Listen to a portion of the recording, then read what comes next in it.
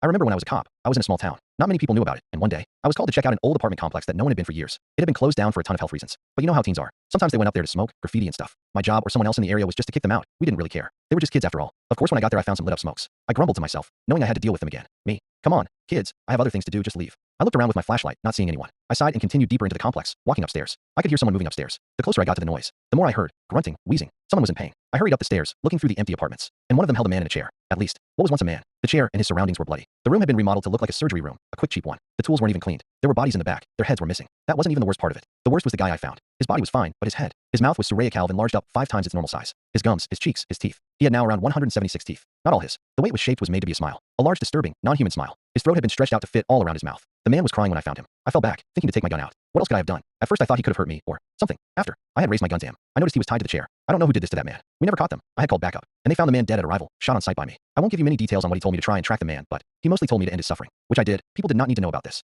so I was asked to stay at home, talk to no one about it, and they'd get back to me. I'm sharing this story today because we still haven't caught the person that did this. It's been years since this happened, and I just can't live with the thought of no one knowing this person is still alive. I hope not.